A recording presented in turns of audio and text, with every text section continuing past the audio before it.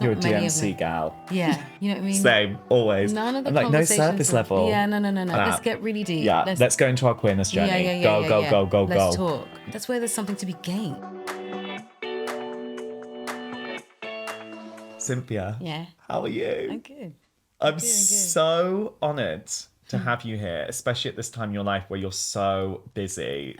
Thank you so much for taking the time to come in. Oh, thank you for having me. I wanted to be here. So it's like, no, I watched this a lot. So I was like, well, what about me? I want to come. Oh my God. Well, it's honestly the best to have you here. Thank you. We have got so much to get through today. Okay. All right. But we're going to start with a very small role in a very small independent movie that's coming up for you. Yes. You're going to play one of the greatest musical characters of all time, Elphaba, in this sort of known musical Wicked. It's a sort of known to those who know. Yeah. You know. Where were you at in life when this role first came to you?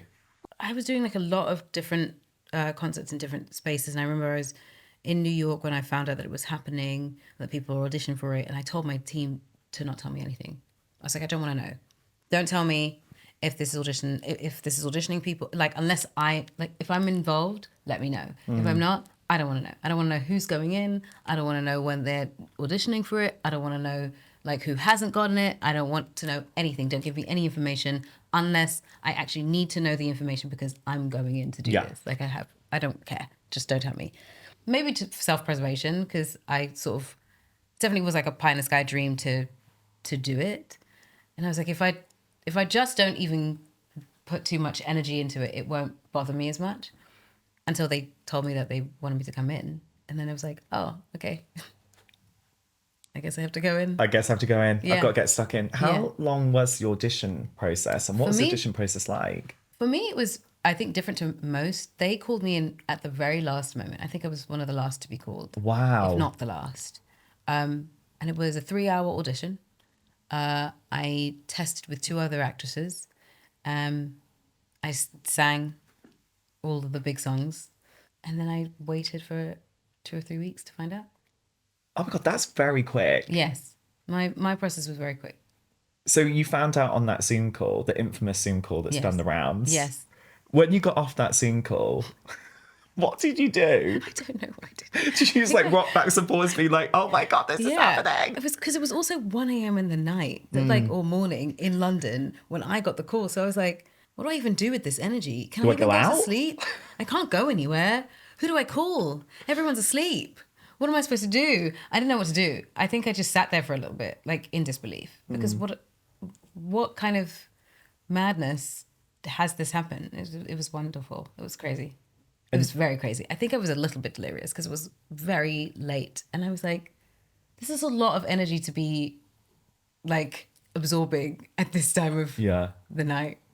It was wild. Yeah. Did you wake up the next day and wonder if it even happened? Yes. I definitely woke up and was like, what happened? What's that dream? Can I just check? Happen? I need to text just to check. What was your entry point into her? How did you access her? I think it's the knowledge of her otherness, her difference. I think that's something that I understand intimately. I think I was just willing to allow myself to be all the different things that I was. Like let that inform what it feels like for her to be in a space where she's the only one or like the other and different to everyone else. And you know that it's a spectrum of feelings that you have when you're that person. And you can feel very, very special. You can feel very, very individual, or you can feel very, very alone. When did something change within you? And when did you stop trying to play by the rules of other people's game? Oh, I want to say I was probably about, I feel like I've never really played by the rules, but I felt like there was a particular moment in time when I was sort of like still auditioning for things in London. And I remember this one day where I just like decided I'd go into this audition just fully as myself. You know, with auditions, people are like, what do I wear? Do I dress as a character? Do I do lots of makeup? What am I supposed to do? And I just didn't feel like doing that. I really felt like I want to go into that room as myself. I'm going to go in flat shoes, pair of jeans, a top, and barely any makeup because I could just want them to see me. Mm. And I think that was one of those moments that just sort of like changed everything for myself because I realized that, oh, actually, I think I'm okay, like as me, like I'm good. That I think that's the thing that's actually gonna move me into the place that I want to be in. And it, like I think it really did like shift one the way I saw myself, and also like shifted the way people saw me too. I think, yeah, yeah. And did you realize then that being authentically you was going to get you the furthest in life? I think so. I think so. And I think I kept making moves towards it. So earlier, before that, I had, right out of drama school, I cut my hair. And my thinking was just like, I want people to just see my face. I want to be proud of the face that I have. And I want that to be the thing that I walk into the room with. And I don't want it to be hidden by lots of hair. And I just was like, because I think that there's such a big conversation about what hair does and how you should wear your hair. And I just was like, I just don't want it to be that complicated. I think I just want to be as much myself as I possibly can. Yeah. Because with Elphaba, Yeah. when we first meet her, she is teased for having green skin. Yes. She is seen as this outsider, Yeah. and she tries to fit in order to be accepted. Yeah. Have you ever tried to fit in? And what's that look like for you? I did once, and it looks ridiculous, honestly. But it wasn't aesthetically. It was just when I went to school, I realized that it was like one of the only people in my class that wanted to do any kind of creative performing. And everybody else was like, I want to be a doctor. I want to be a dentist. I want to work for Médecins Sans Frontières or something. I want to be a lawyer. And I was just like, oh, that's just not me at all. I really want to perform. Like I want to sing. I want to act. And no one in my class wants to do this. And I feel a little bit insane for saying that out loud. And so I like changed my mind randomly. It was like, okay, well, no one else wants to do it. Maybe it's not what I want to do then. Maybe I'll be a spinal surgeon. Like I actually had the thought of being a spinal surgeon because I was really good at biology. I mean, that's quite an extreme jump. I know. I was like, I don't want to be a nurse, but my mum was a nurse and I didn't want to do exactly what she did. But I was like, what's the rarest thing? What's the thing that's like hard to come by? But even then it was like rebellion. This is the hardest thing to do, or this is like not a thing that anyone really speaks about. No one talks about spinal surgeons. It's not the thing that, you know, is like at the top of anyone's list, but it's very rare. So I thought, well, I'll be a spinal surgeon. And for a while, I really did like stop singing. I think for about, I don't know, half a year, I was like not really singing anything and not really doing any kind of performing and like diving into like biological books and things like that. Yeah. And then my mum saw me one day and was like, I hope you're still singing. I haven't heard you sing for a while. Oh my God, thank God for your mum. Yeah. And I was like, oh, I guess someone's been paying attention. I guess I have to sing then. It's interesting that came from trying to fit in, because we've talked already about being like an outsider at different times in life. When did you feel like a real outsider? Well, I think I've always felt like an outsider, to be honest. I think I've always felt a little bit like an oddball. I've never really fit anywhere. So I don't know if... And sometimes that's hard. Sometimes that does feel like a tough pill to swallow. Because, you know, you're inevitably always navigating situations and rooms that you're in just because you are different.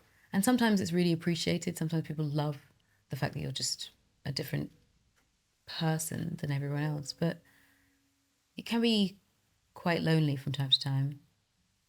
You know, I don't necessarily function like everybody else, and I don't dress like anyone else. I don't, you know, look like anyone else. And I think it's taken a lot of growing to like get used to that and just sort of like be that.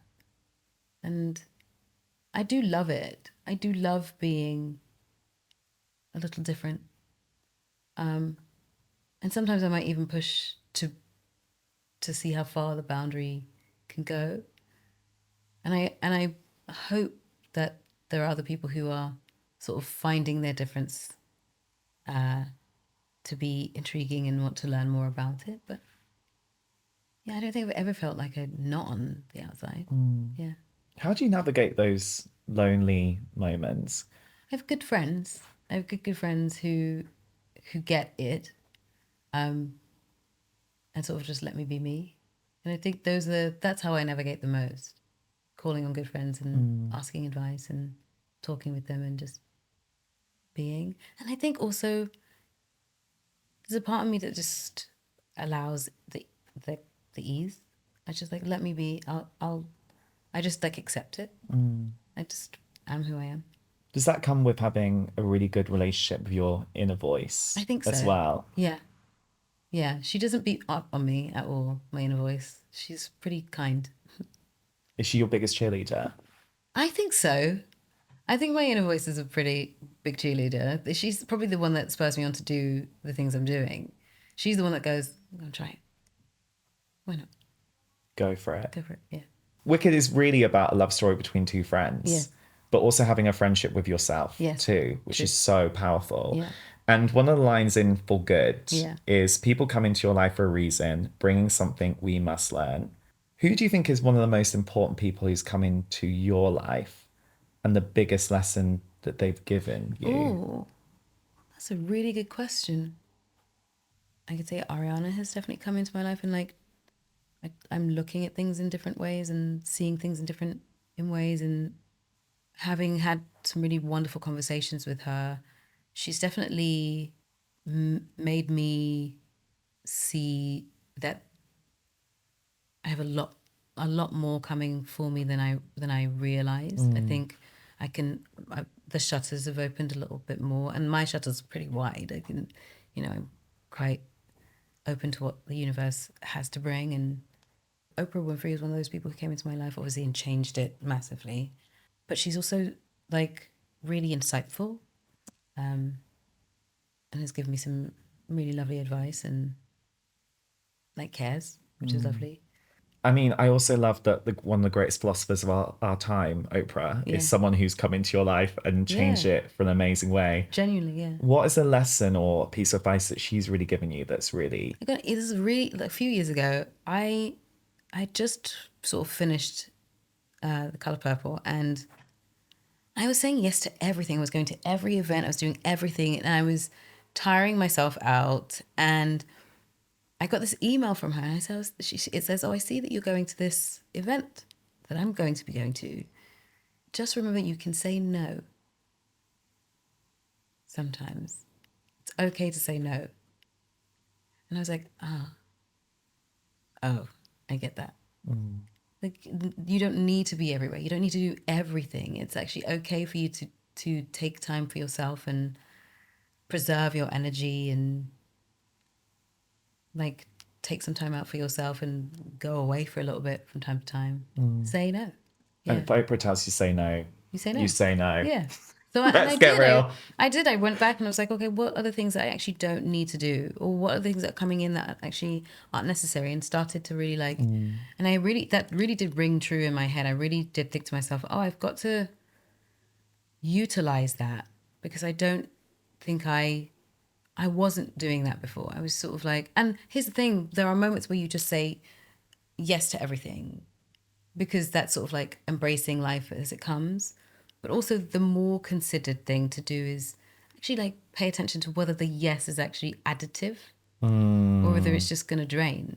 So if it's additive, yes, absolutely. But if actually in the end it's all going to drain you of your energy, of your resources, of your time, of all those things, then find something better to do. Yeah. It's also so special that two of those people came into your life because of Wicked as well. And obviously there is the central relationship in this movie between you and Ariana. Yeah. What was the moment when you saw each other where you thought, oh my God, you're a bit of me? I can see us really clicking here. The obvious is when we first sang together. That was really eye-opening for the both of us, because we like realized that we could hear each other. Because when you sing with a person, it isn't just about matching tone and matching their voice. It really is about listening, like hearing a person and truly listening for what that person is giving, so that you can meet them where they are sonically, tonally, and that takes sometimes it takes a lot of practice, a lot of understanding. The first time we'd sung together, it happened almost immediately. We've never sung together before, and somehow we work. So there was that. But then from then on, I think it was just like all of these intimate and deep conversations that we would have about our experiences and the things that we have been through and what we know, what we don't know. And I think we find each time we have those conversations that we have similar and completely different experiences, but they're one and the same. We've come at things from different places, but we end up in the same place. We're always checking with each other. We're always, this is a big moment for both of us, and we're both moving through it, and it's a lot. There's a lot of conversation. There's a lot of chatter. There's a lot of pictures and photos and all of that stuff. But I think we both just keep checking in with the human. Like, where are you right now? How are you right now? Did you sleep? Did you get some sleep? What time? When she just did SNL, and I spoke to her the next day, and I was like, please tell me you're not doing anything today. Please tell me that you're like actually resting. Because it's, whilst, yes, the thing that she did was extraordinary and brilliant, the human being needs to like rest and repair before we go on to the next day. And the reason I know to ask her that is because I'm also the person that will do something like that and then go and do something the next day that requires a lot more energy, because she'll do the same with me. Didn't you just do a concert yesterday? You're going back to set today? Yeah. Well, can you make sure you actually like take a day off at some point and rest? So we both are really good at that. Yeah. It's so important to ask how each of us are. Yeah. Like, how are you can be the most important question we actually ask for each other. Yeah. And you seem like such an incredible communicator. I try to be. Like, honestly, like talking to you and listening to you is just like, honestly, it's like the dream. Is there a great chat that's really stuck with you from your life? I've had some really good chats with Johnny Bailey. Johnny and I had a really wonderful conversation about queerness and what that means for us, and how we move through the world in our own queerness. And he's so passionate about making sure that there's space for all of us. And, this process has allowed me to really get to know him. And I really like that human being. He's really wonderful. Yeah. I have a lot of like big old conversations. You're a DMC gal. Yeah. You know what I mean? Same, always. None of the I'm like, no surface level. Yeah, no. I'm like, let's just cut that. Let's get really deep. Yeah, weather in the bin, let's go. Yeah, let's go. Let's go into our queerness journey. Go. Let's talk. You talked about queerness. Yeah. And actually talking about that, because it's such an internal journey. Yeah. Coming to terms with yourself. Yes. Especially if you're queer. Yeah. And the intersections of all your identity, and you have all these things going on in your mind. And sometimes it's not until you sit across from another queer person and you go, okay, this is how I feel. Yes. And they go, oh my God, babe, I felt like that for years. And you're like, oh my God, I'm not the only one. I'm not the only one. Since coming out, what's it been like to really get into what queerness really means to you? I think deeply refreshing. Deeply refreshing, because I feel very powerful. I feel very, very in my skin, in my body. And I love it. And I think the thing that has been really heartening is watching like other young people go, oh my gosh, she's like me, she gets it, And I think there's something really wonderful about watching someone who just is just living and enjoying her life and working and creating. But I do think it's important for other young queer people who just are trying to find their way to themselves to see,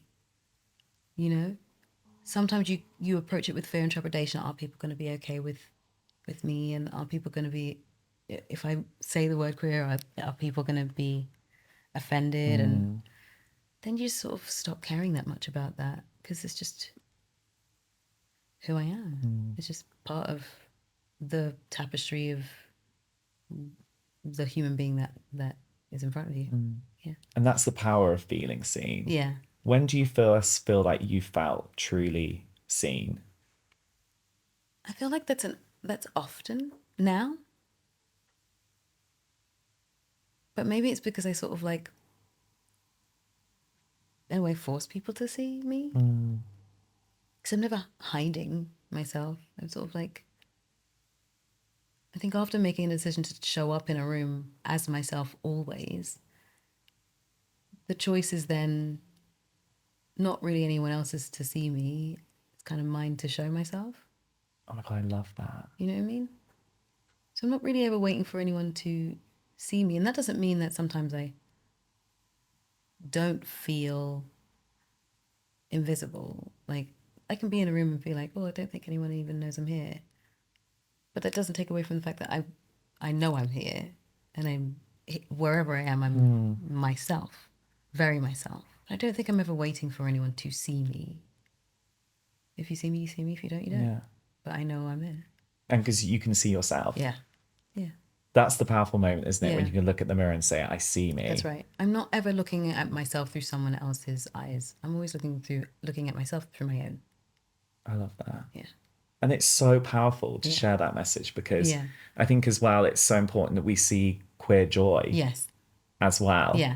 And you're such a huge role model for me for that reason, because you are such a joyful, incredible person, such a giving person as well. And you dream so big. Yes. And I think that's such an important message to give to people, to dream big. Yeah. And it's so important to see someone doing that in a world which loves to put limitations on people, especially women of colour and especially queer people. Yeah. How important is it for you to dream big in a world that always tries to put limitations on people? I think it's extremely important, because not only does it force you to expand yourself, I think it forces other people to expand as well. Because I think it's way easier to think smaller. I think it's way easier to limit yourself. And I think people place limitations on other people so that they don't have to expand themselves. So I just don't abide by, you can only have this much. Why? If I work hard enough and I know what I want, then why can't I have this much? And if I do it from a pure heart, and I do it with hard work, and I do it because I enjoy it, and then maybe some of that can be siphoned off to someone else, and I might inspire someone else, then the more that comes my way, the more I can give. So if I limit the amount that I fill myself with, then I limit the amount that I can give as well. And that's into anything. It's in my work, in any charitable organizations, people that ask me advice, friends who need a good friend. If I'm not filling myself with the things that I love, and I'm not going for the aspirations that I have, if I'm not not even chasing, but like striving for, reaching for, when you stop reaching for things, what happens? You're grounded. I'd rather keep reaching upwards than standing in one space and not moving. Yeah. And that's why you want to away from being an EGOT, babes. That is literally it. But it's so true, because I think it must have been so difficult at times, especially when you were working in musicals in the UK, for instance. It's a very small, limited space, not many productions going on, very hard to do that. And there's so much work you have to do in the shadows. There's so many times you have to turn up when you've had no's, you had rejections that day, the mini rejections, the big, huge rejections. In the shadows, was there ever a time where you questioned whether this was possible, or did you always just dream big? I always dreamed big. There was no other version of me here. I was like, this is what I want this. I know this is like, when I did The Colour Purple, the first thing I wanted was this. I knew the Colour Purple was coming to London, and I knew where it was. I knew it was like a little tiny theatre, but I knew I was supposed to do it. I just knew I was supposed to do it. I was like, there was nothing in the world that anyone could tell me that would change my mind about this particular character in this particular play. I knew that I was supposed to be playing Celie. That was what I wanted to do, and that was what was going to happen by any means. I couldn't have foreseen what that would have led to. I didn't have that foresight, or maybe you do and you don't realize, but I just didn't know that that was what was going to happen. But that's the thing. If I didn't push myself to make sure that that was the thing that I was going for, if I wasn't focused on that, any number of things could have happened, but it wouldn't have been the thing that happened to me.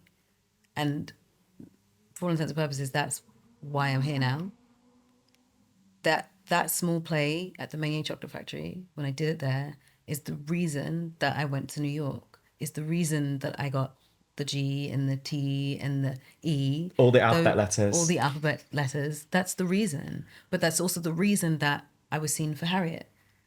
And that's the reason why, I was asked to audition for a bunch of other things. And being in Harriet led to a number of other things. And then it was, it's a knock-on effect. And then you can reach for things that sort of like are maybe outside of your purview. And I've started to sort of force myself to just like think outside the box. What else do you want? What else do you want to do? Curiosity and the want to grow and strive for things opens up doors and portals that you can't even imagine. And it just expands your life, your center. It takes a long time to get to a place like that. But it also takes determination to get there. I was saying to someone like,